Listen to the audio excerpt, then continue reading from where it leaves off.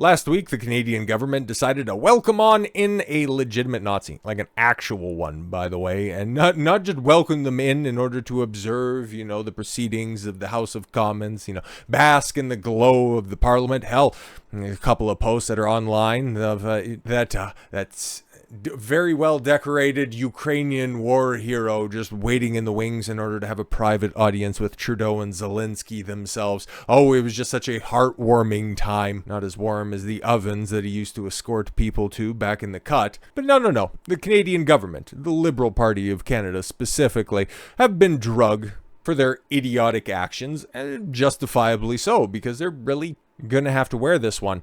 Well, that is, if, people just don't move on to something else. I would imagine, the Liberal Party will probably do something equally stupid here very, very shortly in order to minimize the damage of bringing in one of Hitler's boys and giving him a rousing, not one, but 2 standing ovations. But here's what Trudeau, after he skipped out on question period, because you're going to try to hold him accountable for any of his actions?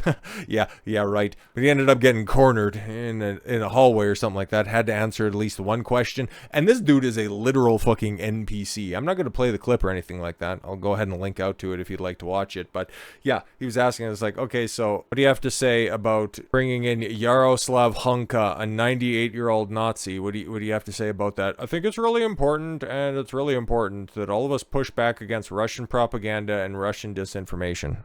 Jesus fucking Christ. Like, he's a confirmed, like it says, like it's trending right there, okay? Like, no, oh, yeah, there you go. You can kind of see it. It's all the way over on the other edge. No, you can't see it. My cursor's gone.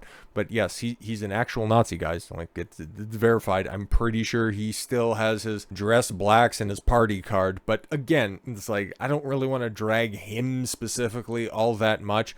Not because I have any specific fondness for him, because, we have similar blood being Ukrainians. No, frankly, I don't give a shit, man. Like, that happened how long ago? And do you have him escorting anybody to any of the camps? No, specifically. Okay, he just worked with the people who were doing the things at the time, okay? Yeah, was he doing some, fuck shit? Yes, of course, obviously. He was fighting in lockstep with the world's adversaries, okay? Guess what, guys? Nazis are bad guys. But if he did, pick off a couple of Soviets, it wouldn't have been the worst thing that he could have done. But no, at the end of his life, he's getting outed like that right now. Like, come on, he probably was, an upstanding citizen, or I don't know, like, it's like, what's the worst thing that he could do right now? Okay, roll up outside of a synagogue and just boo loudly? Like, who gives a fuck, man?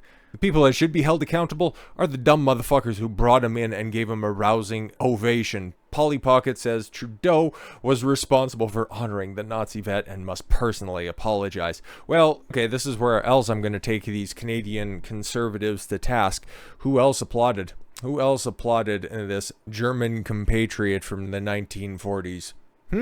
I think you were just as viable. I've seen Razorfist point this out and says that, you know what, it doesn't really show, okay, what happened in the House of Commons doesn't really show that the Liberal Party is pro-Nazi or anti-Semitic. No, it just proves that they're totally collectivist. Everybody stood up, everybody applauded, didn't bother hearing this guy's history, didn't even bother just, running it through their mind, just going, oh, he fought against the Soviets in World War II. Wait a minute, who's a part of the... Oh, no, this is... No, what are we doing? But no, everybody stood up. Oh, that's a war hero right up there. You go, sir. Oh, my God, you're just so stunning and brave. And then after the fact, they all just play Monday morning quarterback going, oh, no, why would you... No, oh, no, we just don't look very good. So, no, they're all just as culpable and all just as stupid for standing up going, oh, yeah, we're just here. We're just doing the good thing, right? But while I can go ahead and shame Polly Pocket for just, going with where the wind blows, I can also take his side by trying to drag Trudeau to the mat. It's like, okay, man, you want to play this identity politics shit? You want to play all of these virtue signaling cards? Well, guess what, man? You got to adhere to those exact same policies. You made that bed, now you better fucking lie in it. Official opposition leader Pierre Poilievre said Sunday that Prime Minister Justin Trudeau must personally apologize to the Parliament honoring a former Nazi soldier because the Prime Minister personally met and honored a veteran of the 14th Waffen Grenadier Division of the SS, a Nazi division. On a post on X, Conservative Party of Canada leader Poilievre, who stood alongside all MPs and gave Yaroslav Hunka a standing ovation last Friday. Yes, he very much did. It was caught on camera, and some absolute brainlet was like, oh, these guys, he's a war hero, you weren't clapping hard enough. Still clapped though, and it's like, okay, that's some real Stalin ass shit that you're trying to do right now. The first person to stop clapping is the first one to the gallows, off to Siberia, comrade. It's like, holy fuck, is Canada that far gone? Spoilers, yes, somebody here said it was Trudeau who approved the salute to the US vet, or to the SS vet. Sorry, having a Biden moment for a second. But no, actually, Trudeau wanted to take it a step further by giving an actual salute to the 45-degree angle. But then, he kind of thought that maybe that was a little bit too on the nose. On Sunday, the House of Commons Speaker Anthony Rota of wherever he's from, who introduced Hunka, declared that he alone was responsible. Nothing like falling on a grenade for Trudeau. We know how well he rewards loyalty. I wouldn't bother doing that for the former Nazi soldier being at the event. I wish to make clear that no one, including my fellow parliamentarians and the Ukraine delegation, was aware of my intention or of my remark before I delivered them. This initiative was entirely my own, and the individual in question being from my riding and having been brought to my attention, Rhoda said in a statement, adding that he wished to extend the deepest apologies to Jewish communities in Canada. Okay, now before we focus in on that last line right there, I just also want to, take a look at the I apologize to the Ukraine delegation. Wouldn't you think that they would be party if it's like, oh, okay, cool, we're going to be coming here, and oh yeah, we have an old Ukraine war vet up in the ceiling. Wouldn't you think that one of them would have went, oh, I don't really know if that's the best thing that we should do here. Of course, man, it's just Zelensky, and he's being puppeted behind the scenes by so many different forces. He knows that he has to make all of these public appearances, otherwise it's going to be, curtains for him. But okay, I want to extend the deepest apologies to the Jewish communities in Canada. So all of this stuff happened on Sunday. It's Tuesday after all. I'm just also wondering, okay, so where's all those Jewish groups coming forward and saying that, oh no, that's not enough, you guys, oh, you might have apologized for inviting them there, but oh, I want a full and total denunciation. Not really seeing any of that, but you know why? It's because the ADL, this is totally legit. ADL defends Ukraine's Nazis. It's almost like the ADL doesn't really care about defamation. They also really don't care about Jews in general. It's almost like they only care about people that can help further their own cause. Okay.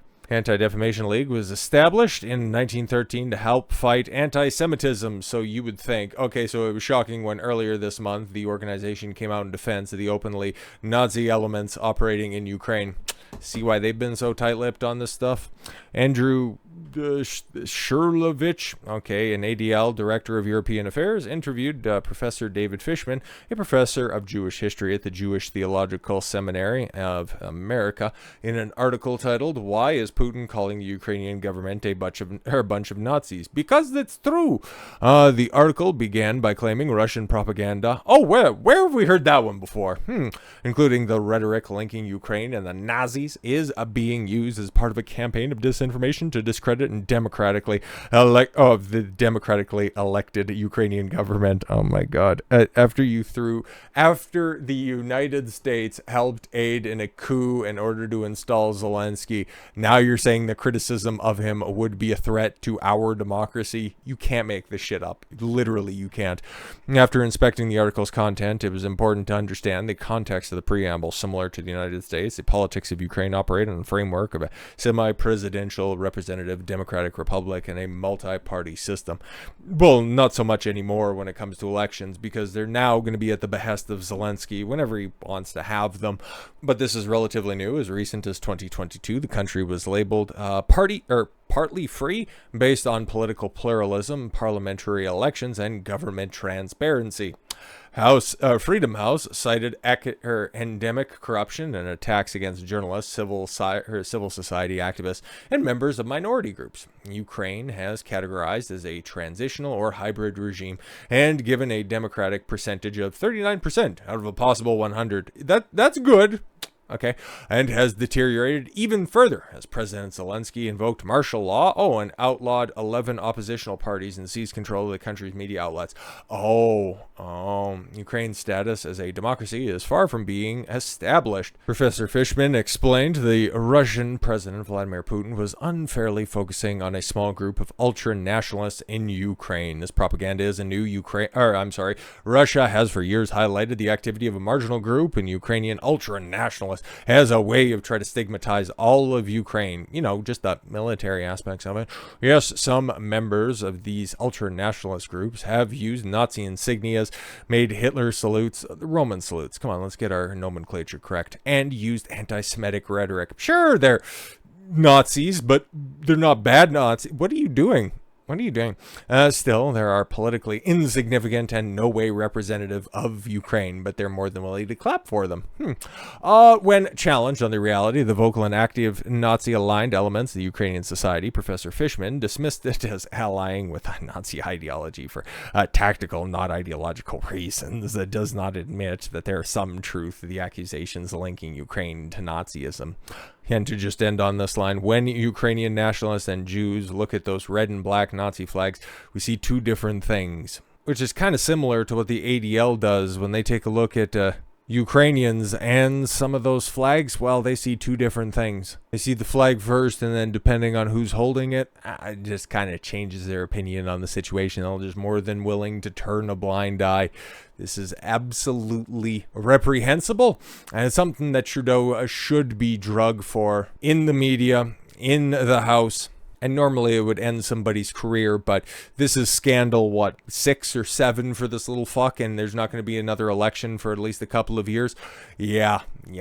This one's just going to slide right by, and we can all just point and laugh at him. Prime Minister Blackface. You brought a Nazi to Congress. Yeah, and he can just go, it doesn't much matter because I'm basically the king of Canada, fuckers. I got control of the GTA. My boys over at the NDP got a hold of Vancouver, and you can all just laugh as hard as you want because we got power for as long as we want it. Canada is so consequentially fucked because look at the opposition. Look at the we need to hold him accountable. What are you actually gonna do? Just stand there and applaud, right? Fucking worthless conservative opposition make me sick. So with all that said, thank you all very much for the gift of your time. I've been Don Consuelo. I want you to follow your gut and get after it. Take care, everyone.